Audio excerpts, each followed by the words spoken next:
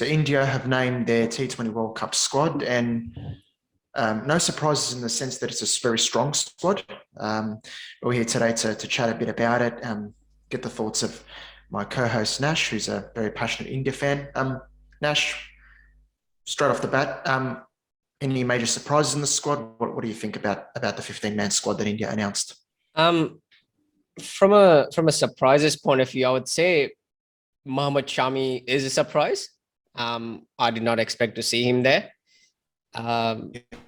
It's given that he has played four T20 internationals in the last year, and he doesn't average that great with the ball in the last couple of years that he has played T20, but he did relatively well in the IPL and the half of the IPL in 2021, for Kings 11 Punjab. So, but I get the rationale behind why they've gone with Shami in terms of why they did not pick someone like Charbel Coorey or Deepak Chahar, because they wanted some solidity with experience in the bowling lineup, and Shami definitely gives them that, because the T20 World Cup in the UAE, you'll obviously have a spin heavy attack, and Ashwin has come back as well. It wasn't a big surprise for me. I was hoping he would come back, so it wasn't a big surprise for me.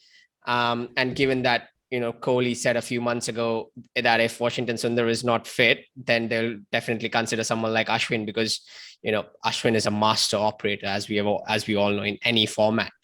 So it's definitely not a surprise to see Ashwin there. I'm really happy for Ashwin, and he was back in the T20, I think after 4 years, if I'm correct. And I honestly don't know why people want Yuzvendra Chahal in the team. Like, he has done well in white ball in T20 format in the past, but his record over the last 3 years has been really shocking. And I think I put a tweet out today that Yuzvendra Chahal in T20 international is pretty much right now equivalent of Rahane in Test. That's how poor he has been in the last few years. So, and people don't realize that. But maybe one of those people and me. I looked at him. I'm like, to not even have him in the squad, I'm like, oh, that's a big call, because he has had a bit of a tough time, but he's still, for me, a high quality bowler. Oh, but yeah, one thing I will say is you got a 15-man squad, and the depth of talent that India have at the moment, you're bound to have some good players be left out, aren't you? Yeah, absolutely. You're right on the money, because there's so much bench strength in this squad as well. And there's even people like Ravi Bishnoi, who is a good up-and-coming leg spinner, who's not considered. So there's a lot of options there in the spin department, obviously, for India. And to see players like Rahul Chahar and Akshar Patel and Varun Chakravarti, I mean, what a story for Varun Chakravarti. I mean, starting in the TNPL a few years ago and now in the T20 World Cup squad, it's been absolutely brilliant. And then obviously, apart from that, there's no big surprises. You expect Hardik Pandya to share some bowling load as well with the other fast bowlers. That'll be important. That'll be very important. And bowling, yeah. That'll be very important, because obviously Bumrah will play, and then it's either, yes, I hope Bhuvneshwar Kumar plays. I'll absolutely love Bhuvneshwar Kumar as well. So, and Hardik Pandya will provide you that, fast bowling all-rounder option, because you can go with two genuine fast bowlers, and then Hardik Pandya gives you that third option. And obviously Ashwin, Jadeja / Chahar will play as well. So it's, I think from my point of view, Jadeja is a sure starter. Jadeja and Ashwin both. It depends who they go as the third spinner. So that's you'll just have to wait and see. So before we go into like possible 11s and what your 11 might be, out of this squad, India picked 3 specialist seamers in the squad. Is it a risk to have such an injury-prone bowler like Bhuvneshwar just as part of that 3, or do you think that they won't really overcome? They'll overcome that issue, won't be a problem. Yeah, I don't think that'll be a huge problem, because I don't think in UAE you will need that many. You don't have to stack up your squad with that many fast bowlers. True. If you consider you have 3 genuine fast bowlers, and then you have Hardik Pandya to give that 4th fast bowling option in the squad. So I think spin to win is the formula here for a lot of the teams. And I'm surprised the England squad just came up and they only have one genuine spinner in their squad as well. So, but again, we are here to talk about the India squad right now. So sticking to the Indian squad, I think Ashwin, from a spin bowling department, Ashwin, Jadeja should be sure starters in the 11, and then one from Rahul Chahar or Varun Chakravarti will get a go. Rahul Chahar gets ahead of Varun Chakravarti just based on the fact that he's a leg spinner, and we have all seen what leg spinners can do in this format of the game. So one thing I would like to say from a fast bowling department is Bumrah and Bhuvneshwar Kumar really need to be on top of their game. There's not a lot of cover, as I said earlier. There's only 4 fast bowlers, which is fine, but these two need to be on top of their game in the power play. That was sort of my point as well. It's like you don't have a lot of cover in that squad, and it's hard to make room for more cover with that much talent available in the spin department, in the batting department. But you're right about Bumrah and Bhuvneshwar needing to play a big role in the UAE, even though spin's going to have a key role, power play in death overs. And that's the thing. Because Bumrah and Kumar don't always necessarily start in the power play. Why I say that is, we have all middle overs. Exactly. Your middle overs, wickets in that stage is crucial too. Absolutely. We have the bowlers, someone like an Ashwin, Jadeja, who have even Chakravarti. They've all bowled in power play in the IPL. They all do. So they have that experience with bowling with the fielding restrictions and just 2 men out and the new ball. That's so much key, bowling with the dew. That's such a key aspect of the game in this format. So I think in the power play, I think India do have many options, not only with fast, but with also with spin. Any weaknesses you see in this squad at all? Not really.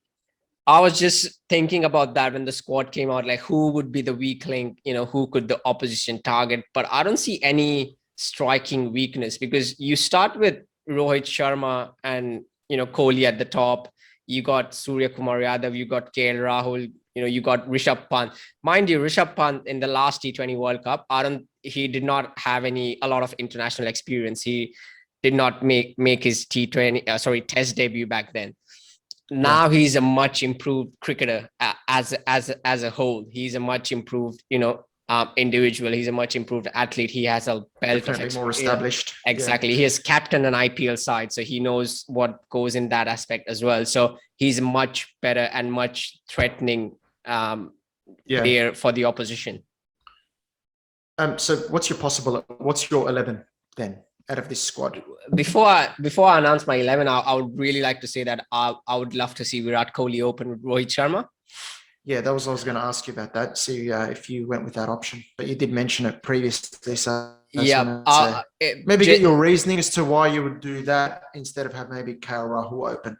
Oh, it's just the fact that Virat Kohli, we have seen what happens when Virat Kohli opens. He opens for RCB in the IPL. I mean, don't get me wrong, KL Rahul has been brilliant as an opener for India. It's a win-win situation for India. Doesn't matter who opens, it's a win-win situation for India. But for me personally, I would love to see Virat Kohli, Rohit Sharma at the top, 1 and 2. 3 would be KL Rahul. 4 would be Surya Kumar Yadav. 5 would be Rishabh Pant. 6 would be Hardik Pandya. 7 would be Ravindra Jadeja. 8 would be Ashwin.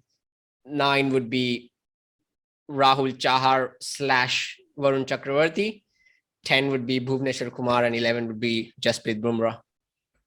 It's a good side you got there, because you got middle order prowess there too, which is something that a lot of sides really crave, and one of those sides being Australia. I think absolutely. That's where an issue where Australia's struggling. But having Jadeja in there as well as a potential floater option too, I think I can imagine you got Pant, Hardik, Jadeja, all 3 very capable hitters, and you've got left, right, left-handers there that could be quite challenging for oppositions. Exactly. So exactly, and the key for India would be Sorry, the key for, as I was saying, the key for India would be to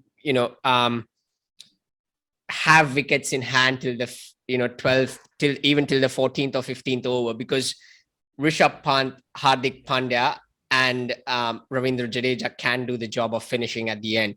So if they are still yet to come till the 15th over, that's going to be absolute carnage for the opposition. And we remember Ravindra Jadeja's finishing in the UAE last year for CSK. His batting was superb. And, absolutely.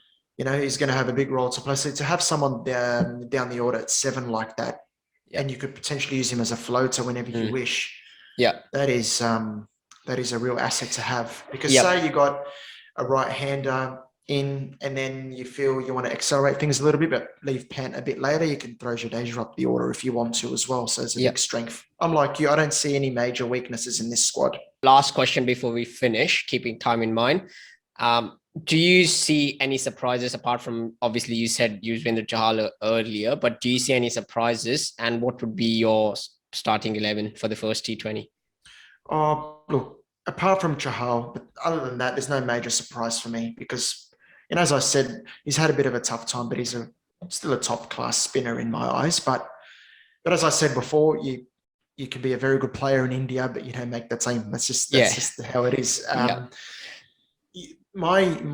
Sorry, before we touch on the playing 11, MS Dhoni. We haven't touched on that. MS Dhoni is back in the Indian setup as a mentor. And again, I just saw the news that there might be a conflict of interest with his involvement in IPL and the Indian team as well. So, but regardless of that, he's back as the mentor. What do you make of that? That's a big plus for India. You look at that as an opposition fan, you say, yep, that's fantastic to have Dhoni in the camp as a mentor, because his presence, I think, will inspire everyone just because of the contribution he's made to Indian cricket. But more importantly, he'll calm everyone down as well.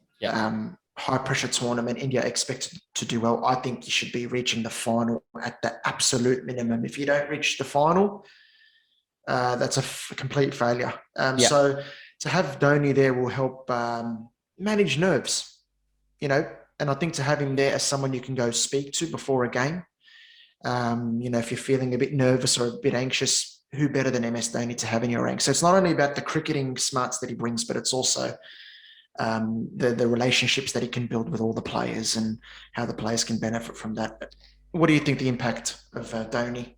Oh, absolutely. I mean, you covered all the points. I mean, I was really happy to see him, introduced as the mentor for this squad. And there's a lot of knowledge in that traveling contingent for India. You got Virat Kohli, obviously, you got Rohit Sharma, you got Ravichandran Ashwin, you got so many experienced campaigners out there. You got Jadeja, you got Bhuvneshwar Kumar as well. So it's been, and add to that the coaching department of Ravi Shastri, Bharat Arun, Vikram Rathore, and then MS Dhoni.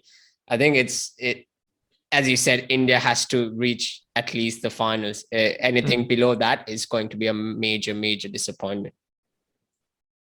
Agree with that. So just to finish off with my playing 11, very, very similar to yours. Probably I'll have KL Rahul opening with Rohit. Yeah. Because I feel KL Rahul, his best position is opener. And look, especially if he has a good second half of IPL, which I expect him to do, have him with Rohit. Virat Kohli has been excellent in T20 World Cups at 3. Yeah. So have Virat there. Surya Kumar, massive asset. Him at 4. Rishabh Pant at 5. But it's great to have Ishan Kishan in the squad as well. Absolutely. Didn't mention him yet. So that's, again, a great cover, great depth. Hardik Pandya at 6. Ravindra Jadeja at 7. I'd have Ashwin at 8. I'd have Rahul Chahar for the wrist spin option. Yep. I think India would like to go there, and he's a very good bowler. And then I'd have Bhuvneshwar Kumar and Jasprit Bumrah. So pretty similar. A lot of quality in that 11, and then you've got options there on the bench that you can bring into. And you've got Shreyas Iyer there as a standby player. He's a quality batsman who'll get into most teams around the world. Absolutely, yeah. But he can't get into the 11 of India. So as I said, great 11. Very good squad. I don't see any major weaknesses in there, and it's going to be hard to beat India. So you guys have got to reach the final as a minimum. Absolutely. So thank you everyone for tuning into this special episode, special feature on the Indian squad. at the time of recording, we look forward to the 5th test and the IPL and then the T20 World Cup. We're really excited. So, thanks for watching and stay tuned for more content coming soon.